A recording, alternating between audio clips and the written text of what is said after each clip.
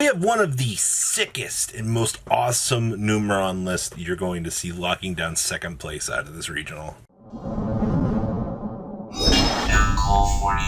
Make sure especially if you're that subscribe button so you guys don't miss out on more awesome content. GAM3ESCAPE came and went this weekend for regional, and you guys are probably like, oh, what's up with all those one-ups on the chart here? Well, most represented deck was Sword Soul, actually.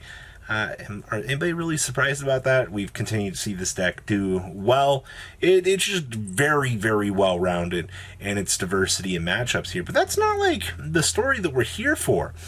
Winning the event was Invoked of all decks. And here, I've seen this deck gaining a whole crap ton of popularity in the back burner here. There's just kind of something about ending on Makaba and friends that just kind of makes you a powerhouse here. But that's not the story of this regional.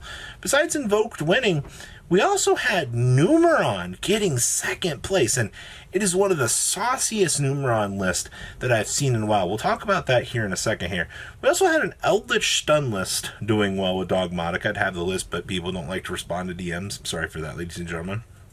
And then, of course, we had one Lyrical Risk, which was, I believe, the Tri variant. And then, of course, we had one Tron, and then we had Sky Strikers, ladies and gentlemen. What's up with, these Phantom Knight lists? Phantom Knights were doing pretty well pre-Brave Engine here, and then they just kind of disappeared. Drytron's still pulling its own as like a one of every blue moon here. Praying Kids was kind of starting to move up a little bit and do some pretty cool things, but even like Virtual World has pretty much just poofed off the face of the planet. I don't think it's a real bad thing that we've seen some of these decks kind of disappear, but man, oh man, it is interesting to see how from every regional you can see such a dramatic shift in the decks present. I don't know, ladies and gentlemen.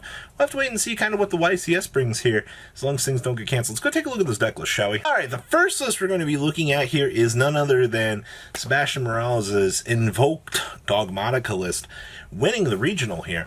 And you're going to see pretty much the same story from this deck that's caused everybody to kind of lose their minds. Your servant needs to be banned. No. Stop that. Inherently, Normal Summon Alistair is still the meme of the community, yes, but this deck, still in terms of what it does, Makaba, Friends, Destroy Phoenix Enforcer, it's fair compared to the rest of the modern spectrum of things here. Alright, we actually, also have access to, of course, Ecclesia.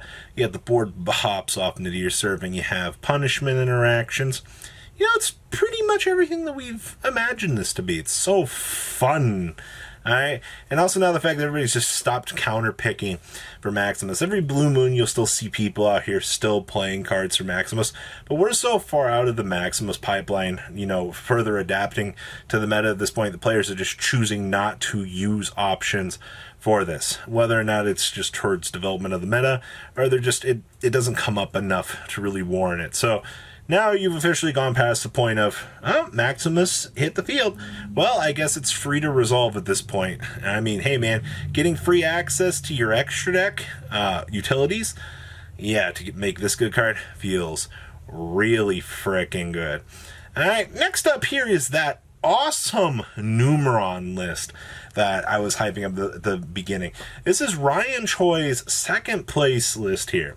Now, yes, ladies and gentlemen, we are essentially Plasma Turbo here, and I think that this is freaking hilarious at the end of the day. So one note I got to include here. So as a personal best, I double D-forced one of the bird players, and Plasma was over 5k without an equip, give or take 100 or so. Ladies and gentlemen, you might not know this, but D-force down here stacks. Okay, so it's just, when this card is activated, you get to add a Plasma from your deck or graveyard to your hand. Sure. While you control Plasma, each of the following effects is applied. So you cannot draw during the draw phase. That's fine. Your opponent cannot target cards you control card effects, and each Destiny Hero Plasma we control gain 100 attack for each monster in the graveyards. Alright, that's both players, by the way, and cannot be destroyed by your opponent's card effects, and that big guy gets 2 attacks during each battle phase. So you can go post side decking here. You bring in additional copies of D-Force here, and you're just effectively building this supercharged boss monster that can suck up anything from the opponent that it desires, and you're like, what's your opponent supposed to do about this? Alright, your game plan is you roll out this entire Numeron engine here. Something happens, you miss an OTK, things weren't quite the best for that turn, and you're like, that's fine, ladies and gentlemen. We'll go ahead and we'll re-roll up into a plasma here. We'll make it big. I don't know how many decks can actually check a powerhouse plasma here. Now remember, this deck is still massively notorious for being that deck that draws 4 cards off of a single Numeron interaction here. And the other thing I really like about this deck is we're no strangers to the inclusion of some of the most imbalanced OTK enablers in the world here. All right, you have limited removals coming out, but even better down here. This is one of the things I loved. We also had Honest built into this bad boy as well, because what better time than all of your gates being light monsters, except for, you know, C1. That's fine. All right. All things considered, I think that this deck is one of the coolest things that I've seen in a very long time. You know, we've seen similar ratios here. We've seen the double gamma before. I also really like the one-ofs in here, like the one-of Chalice, the one-of Droplets, for example, here. I just feel like in terms of construction, this deck has everything that you want. Takes advantage of all of the cool, crazy things that we've seen from Emmanuel Lilly's build progressively here. And I feel like we took it one step further and actually streamlined it to fully be able to use Plasma to make sure that whatever happens in terms of game plan, 100% taken care of, ladies and gentlemen. So that is, yeah, what I would call a very successful day in the Yu-Gi-Oh! Verse. Next up here is try Lyrical Risk. Now, I'm kind of burned out with talking about every single try Lyrical Risk deck as if there's something different here, but things to note, we have the one Apex Avion, the one DD Crow, that's pretty standardized. We have triple Nibiru in this bad boy, of course, and I see spell lineup is pretty much the same. We're rocking out those 41 cards. That story never really changes. I see we have the Gamma Droll packages down here in the side deck. All pretty standard stuff that we've kind of come to know and love from this deck. Outside of that, I don't really know. Triple Barra Canary feels right. One Celestine Wagtail feels pretty normal at this point. I've seen people give or take on the DD Crow. I feel like the one of Crow is fine. It's just an additional resource that when it comes up, you just feel secure having it. And, you know, that protection is what you really want to see in decks like this. So I'll take it. Next up here is Dry Tron. Woo, piece of candy. Okay, so what's so special about this? Oh, add a ritual spell from your deck to your hand, add a ritual monster from your deck or graveyard whose name is listed on it. Okay. Sure, man. We get a free ritual spell searcher. Interesting enough here. See, we're doing it for the Dawn of the Herald shenanigans. Okay. I see that we're playing the big Draconius. It's become a little bit more of a norm, this format. I see that my boy Herald of Orange Light's seeing 3 of in this build. I see that we have the Dark Ruler No Mores in here because we're pretty much going to have to go second with this. And double Droplet, double Dark Ruler No More. This feels like something that we've seen for a little while, kind of turning out to be a little bit more normal at this point in time. So yeah, this might be something that you want to focus on, just kind of adjusting this deck for going second, because I feel like your matchups are just dog water going, you know, second. So this feels right. Next up here is Sky Striker. Ooh.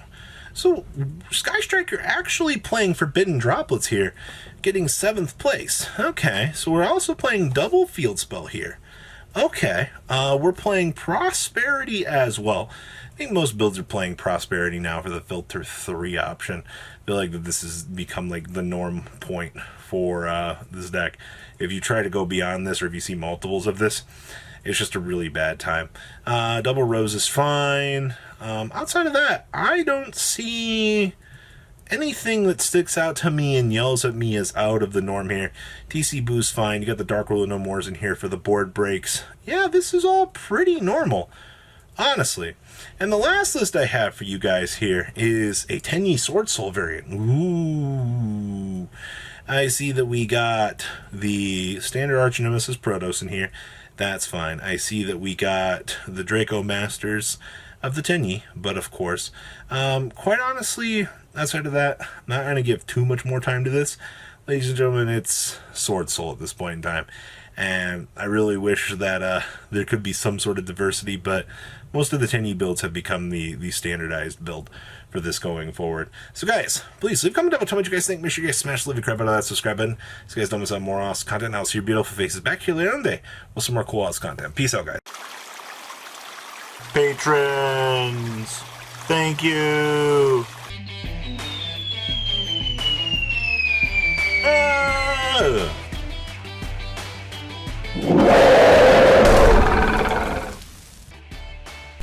Thank you so much for watching. Check out these other videos.